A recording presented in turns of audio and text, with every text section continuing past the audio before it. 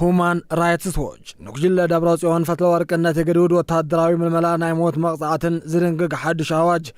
ብህጹጽ ክልዓል ጻውዕቶ ቀሪቡ ኣሎ ብዝርዝር ዝርኦ ጉዳይ ይኸውን بحيل مملاس ተወንዘፈ መንግስቲ ሲዕቡ ኣብ ክልል ትግራይ እንታይ መባለ ተራእዮም ብትኹረት ድማ እንድሰው ዜናን እዩ ሓብርኩምና ሆኖ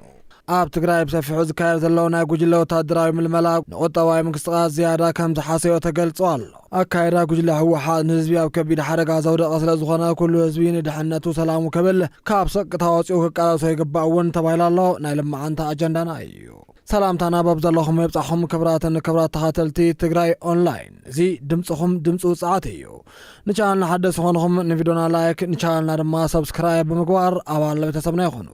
ትግራይ ኦንላይን ድምጽኹም ድምጽ ውጽዓት ናብ ዝርዝር ድማ ክንሓልፍ ሁማን ራይትስ ዎች ጉጅለ ፈትለወርቅን ደብረጽዮንን ነቲ ግዱድ ወታደራዊ መላምል ናይ ሞት መቅጻዕቲ ዝድንግግ ሓድሽ አዋጅ ብጽጹ እውን ክልዓል ጻውዕቶ ቀሪቡ ኣሎ ኣገራዊ ጣብቕቲ ሰብኣዊ መሰላት ሁማን ራይትስ ዎች ትማሊ ኣብ ዘውፅኦ መግለጹ ኣብ ትግራይ ዝርከቡ ሰበስልጣናት ሰፊሕ ናይ ግዱድ ወታደራዊ ኣገልግሎታት ስልጣን ዝህብን እንተቆምታት ዝቐጽዕ ሓድሽ አዋጅ እውን ብጽጹ ውድቂ ክገብር እውን ጸዊዑ ኣሎ እቲ ኣብቲ ክልል ዘሎ ቀንዲ ፖለቲካዊ ውድብ ህወሓት ነቲ ፌደራል መንግስቲ ዝተመዘዘ ግዚያዊ ምሕዳር ኣፍሪሱ ዝተወንዘፈ መንግስቲ ድሕሪ ምምላሱ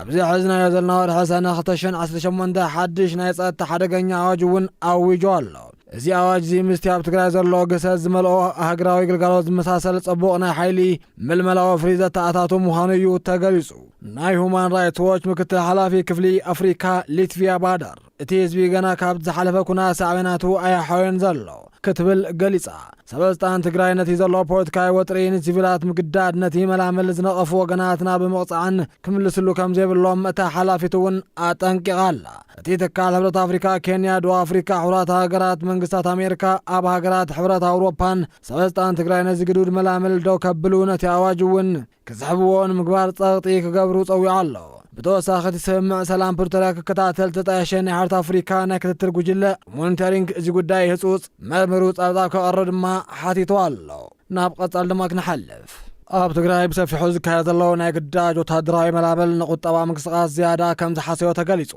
ኣብ ክልል ትግራይ ብሰፊሑ ዝካየድ ዘሎ ግዳጅ ወታደራዊ መልመላ መናእሰይ ነበርቲ ከቢድ ስጋት ፍርሕን ፈጥሩ ከም ዘሎ ተገልጹ ኣሎ ብሰንኪ እዚ ዝቕጽል ዘሎ ሓያል ግፋእ መንእሰያት ካብቲ ክልል ወፂኦም ናብ ዝተፈላለዩ ክፍልታት ኢትዮጵያ ይሓድሙ ከም ዘለዎ ሓያሎ ድማ ተሓቢኦም ከም ዝርከቡ ተሓቢሩ ኣሎ እቲ ኣብ ከተማታት ገጠራት ትግራይ ዝካየድ ዘሎ ናይ ሓይሊ መላመል ንቡር ማሕበራዊ ቁጠባዊ ምንቅስቃስ ተሃገር ከም ዘሰናኸሎ ነበርቲ ድማ ገልጾም ኣሎ ምንጭታት ዜናና ከም ተሓበረዎ ድማ ኣብ ትግራይ ብሰፊሑ ዝካየድ ዘሎ ናይ ግዳጅ ወታደራዊ መላመል ብዝፈጠሮ ሓያል ስጋት ምኽንያት ማለያ ዘይብሎም መንእሰያት ካብቲ ክልል ሃዲሞም ናብ ዝተፈላለዩ ኢትዮጵያ ክልል እውን ክፍልታት ይስደዱ ከም ዘሎ ተገሊጹ ኣሎ እቶም ካብቲ ክልል ክወፁ ዘይከኣሉ ካልኦት መንእሰያት ድማ ተተሓዞም ናብ ወታደርና ከይውሰዱ ከም ዘለዎ ድማ ንድምፂ ኣሜሪካን ቢቢሲን ሓበሬታ ፍልፍላት እውን ገሊጾም ወጋዓዊ ናይ ፈረንሳይ ዜና ወኪል ኤኤፍፒ ኣብ ዘውፅኦ ሰፊሕ ጸብጻብ ድማ ከም ዘነጽሮ እዚ ኣብ መላእ ትግራይ ዝካየድ ዘሎ ናይ ሓይሊ መላመል ወታደራዊ ኣብቲ ክልል ዘሎ ኩለንተናዊ ማሕበራዊ ርክባት ናይ ስራሕ ምንቅስቃሳት ብከቢድ ደረጃ ኣሰናኽለዎ ክብል እውን ገሊጽዎ እቲ ናይ ዜና ወኪል ከም ዝሓበሮ እዚ ብሰፊሑ ዝፍጸም ዘሎ ገፋ ካብ ነበርቲ ሓሊፉ ብደረጃ ሃገራዊ ወደባት መሰላትን ከቢድ ውግዘት ይገጥሞ ከም ዘሎ ገሊጹ ይኹን እምበር ገዛኢ ሓይሊ ትክልል ሕወሓት ነቲ ዝቐርቦ ዘሎ ክስታት ሙሉእ ብሙሉእ ብምንጻግ ኣብቲ ክልል ዝካየድ ዘሎ መላመል ሓይሊ ምክልኻል ፍቃደኝነት እንደዘይ ኮይኑ ዝካየድ ዘሎ ናይ ግዳጅ ወታደራዊ መላመል የለን ክብል ንጸብጻብ ኤኤፍቢ እውን ገልጹ ነይሩ ነበርቲ ንዓለም ለኸ ጋዜጠኛ ከም ዝገለጽዎ ግን እቲ ኣብ ባይታ ዘሎ ሓቂ ካብ ወግዓዊ መግለጽታት ኣዝዩ ዝረሓቐ እዩ ብዙሓት መንእሰያት ካብቲ ግፋእ ንምምላጥ ህይወቶም ኣብ ሓደጋ ወዲቖም ብሕቡእ መንገድታት ብምጥቃም ናብ ዓፋር ኣምሓራን ኣዲስ ኣበባ እውን ይስደቱ ኣለዉ እቶም ፋይናንሳዊ ዓቕሚ ዘይብሎም ወይ ድማ ካድሙ ዘይከኣሉ መንእሰያት ድማ ካብ ኣባይቶም ከይወፁ ጸለማት ተጎሊቦም ይነብሩ ከም ዘለዉ ምንጭታትና እውን የረዱ ይብል እትጸብጻብ እዚ ኩነታት እዚ ብፍላይ ንቁጠባ ትክልል ዝያዳ ከዳኽሞ ይገብሮ ከም ዘሎ ፖለቲካዊ ተንታንቲ ይገልጹ ሓያሎ ናይ ሕርሻ ስራሕቲ ንኡሳት ትካላት ንግድን ማሕበራዊ ኣገልግሎት ብሰንኪ ሓይሊ ሰብ መንእሰያት ምጥፋእ ኣብ ከቢድ ጸገም ወዲቖም ይርከቡ ውድባት ፖለቲካ ድማ እዚ ስጉምቲ እዚ ነዚ ድሕሪ ስምምዕ ሰላም ፕሪቶሪያ ክወፅእ ዝግብኦም ዝነበረ መረጋጋዕ ዝህውኽ ምዃኑ ብግልፂ እውን ሸቐለቶም ይገልጹ ኣለዉ ሕዚ እውን ምሳና ኹኑ ኣካይዳ ጉጅለ ህወሓት ንህዝቢ ኣብ ከቢድ ሓደጋ ዘውድቕ ስለ ዝኾነ ኩሉ ህዝቢ ትግራይ ንድሕነቱ ሰላሙን ክብል ካብ ስቅታ ወፂኡ ክቃለሶ ይግባእ ተባሂሉ ኣሎ ብሓይሊ ምምላስ ተወንዘፈ መንግስቲ ሲዕቡ ኣብ ትግራይ እንታይ መባለ ተራእዮም ብትኹረት እውን እንድስሶ ዜና እዩ ኣብ ትግራይ ወታደራዊ ምንቅስቃሳት ስደት መናእሰይ ኣብ ሽራሮ ዝተፈጸመ መጥቃዕቲ ድሮን ፖለቲካዊ ቅልውላ ውሽጢ ትግራይ ናይ ዲፕሎማሲ ምንቅስቃሳት ማለት እውን ዑደት ኦሉሴጉን ኣቦሳንጆ ማሕበረሰብ ዓለም ዝተነበረ እገዳ ቪዛን ተርእዮታት ሒዙ ዝተቐልቀለ ብሓይሊ ስልጣን ሒዙ ዘሎ ጉጅለ ህወሓት ኣብ ባይታ ዘሎ ሓቅታት እውን እንተሪእና እዮም። ትግራይ ካብቲ ዝሓለፈቶ ጥንኩር ናይ 2 ዓመት ውግእ ሲዕቡ ናብ ዝሓሸ ሰላም ረግጋእ ክትምለስ ህዝቢ ብናፍቆት ክጽበን ከሎ ኣብዚ ሕዚ እዋን ግን እቲ ክልል ናብ ካልእ ዘይተፈለጠ ኣንፈት ከቢድ ፖለቲካዊ ውጥሪ ምምራሕ ከም ዘሎ ዘርእዩ ሓደስቲ ፍጻመታት እውን ይገሃዱ ኣለዉ። እቲ ኣብ ትግራይ ብሓይሊ ስልጣን ሒዙ ዘሎ መሪሕነት ድሕሪ ምምላስ ቤት ምኽሪ መንግስቲ ስርዓትን ደብረጽዮን ሰፊሕ ናይ ዕጡቓት ስልጠና ወታደራዊ ምንቅስቃሳት እውን ይካየድ ከም ዘሎ ምንጭታትና እውን ይሕብሩ። እዚ ጸብጻብ እውን ከም ዘነጸሮ እቲ ክልል ኣብዚ ሕዚ እዋን ብሰንኪ ዝካየድ ዘሎ ናይ ሓይሊ መላምል ግፋ ስደት መናእሰይ ኣብ ሽራሮ ዝተፈጸመ ናይ ድሮን ደብዳብ ሓፈሻዊ ፖለቲካዊ ውጥሪ ኣብ ህዝቢ ዓሚቕ ስግኣት ኣብ ውሽጢ ክልል ከም ዘጋጠመ እውን ተገሊጹ ኣሎ። ወታደራዊ ምንቅስቃስ ተሳትፎ ኣብ ናይ ሱዳን ኩናት ቀጺሉ እንትረአ ድማ ትኩረት ኣንፈት እዚ ዜና ድማ ኣብ ውሽጢ ዓዲ ዝወፁ ናይ ዓይን መሰኻክራት ናይ ጸጥታ ምንጪ ከም ዘረጋገጽዎ ኣብ መላእ ትግራይ ሰፊሕ ናይ ወታደራዊ ሓይልታት መላምል ጽዑቕ ስልጠና እውን ይካየድ ኣሎ። እዚ ብስሩዕ ዝዕጠቕ ዘሎ ሓይሊ ህወሓት ምስቲ ኣብ ጎረቤት ሃገራት ሱዳን ዘሎ ውከት ተታሒዙ ኣብቲ ናይ ሱዳን ኩናት ይሳተፍ ከም ዘሎ ዝሕብሩ ጸብጻባት ይወፁ ኣለዉ። እዚ ተሳትፎ እዚ ነዚ ዞባ ናብ ሓድሽ ናይ ጂኦፖለቲካዊ ቅልውላው ክሸሞ ከም ዘኽእል እውን ተንታኒ ፖለቲካ እውን ይጠንቀቑ ኣለዉ። በዚ ሓደ ሸነኽ እውን ጻውዒት ክትንተን ኩናት ነቲ ነዊሕ እዋን ብኩናት ዝሃሰየ ህዝቢ ትግራይ ብተወሳኺ ናይ ስነ ኣእምሮ ቁጠባ ጾርን ኮይኑዎ ኣሎ። ሕዝብና እውን ድሕሪ እቲ ኩሉ ዕንወት መሊስና ናብ ኩናት ዲና ንኣቱ ዘለና ዝብል ከቢድ ስክፍታ ይሕድር ከም ዘሎ እውን ካብቲ ክልል ዝወፁ ሓበርታ ይነጽሩ። ብዓሰርተ ሽሓት ዝቑጸር ስደት መናእሰይቲ ኣብቲ ክልል ዝረአ ዘሎ ናይ ግፋን ወታደራዊ ስልጠና ጸቕጢ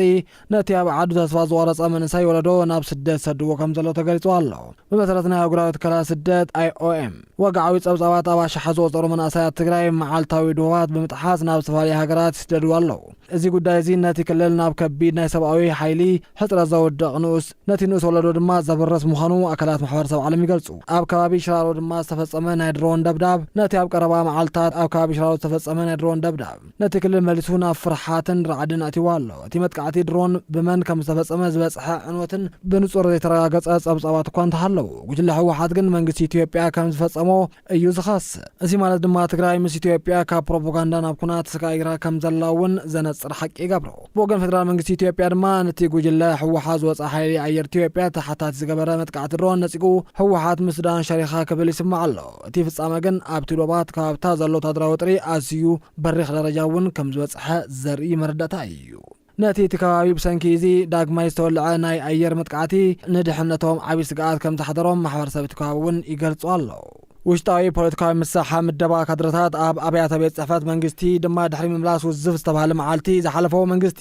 ቤት ምኽሪ ብዙሓት ንቕፈታት እውን እናስዓበ እዩ ዘሎ ኣብ ትግራይ። ብመሰረት ካብ ውሽጢ መቐለ ዝረኸብናዮ ሓበሬታ ድማ ድሕሪ ምምላስ ቤት ምኽሪ መንግስቲ ስርዓት ደብረጽዮን ኣብ ውሽጢ ኣሰራርሓ ኣብያተ ዕዮ ዓብዪ ምቅያር ይገብር ኣሎ። መሪሕነት እቲ ክልል ኣብ ማእኸላይ ላዕለዋይ ምሕደራ ዝርከቡ ኣብያተ ዕዮ ብምስለኔ ካድረታት ነቲ ውድብ ህወሓት ብዝድግፉ ኣባላት ፖለቲካዊ ውድባት ጥራሕ እዩ ከም ዝተታሓዙ ዝግበር ዘሎ። እዚ ስጉምቲ እዚ ነቶም ለውጥን ሰላም ዝፅዕሩ ዝተፈላለዩ ናይ ፖለቲካ ሓይልታት ዘግለለ ብምዃኑ ነቲ ክልል ድማ ናብ ዝኸፈ ውሽጣዊ ፖለቲካዊ ውጥሪ የንቆላቁሎ ከም ዘሎ ይንገረሉ። ተቃዋምቲ ውድባት እዚ ኣሰራርሓ እዚ ዲሞክራሲያዊ መስርሕ ዘቐብረን ሓደ ውድብ ጥራሕ እውን ንምግዛእ ዝግበር ዘሎ ናይ ምልኪ ጉዕዞ እዩ ክብሉ ይነቕፍዎ። ዲፕሎማሲያዊ ጽልዋታት ዑደት ኣቦሳንጆ እገዳ ቪዛ እውን ድሕሪ ምምላስ ቤት ምኽሪ ዝማዕበሉ ዘለዉ ፍጻመታት ምዃኖም እውን ይንገር ኣሎ። ኣብዚ ከምዚ ዝበሎ ናብ ውሽጢ ዓዲ ወጥሪ ናይ ቀደም ፕሬዝዳንት ናይጀርያ ፍሉይ ልኡኽ ሕቡራት ኣፍሪካ ዝነበሩ ኦሉሴጉን ኣቦሳንጆ ናብ መቐለ ምብጻሕ ከም ዝገበሩ ተፈልጡ ኣሎ። ዓላማ ናይዚ ዑደት ነቲ ተፈጥሮ ዘሎ ወታደራዊ ወጥሪ ንምህዳእ ነቲ ናይ ፕሪቶርያ ስምምዕ ሰላም ናብ መስመሩ ንምምላስ ዝዓለመ ምዃኑ ዲፕሎማስያዊ ምንጭታትና እውን ይሕብሩ ኣለዉ። ክብራት ተኸተልቲ ናይ ልምዓንቲ ምዳምና ዝመስል ነይሩ። ቀጻሊ ብኻልእ ምድላው ክሳብ ንራኸብ ድሓን ኩኑ።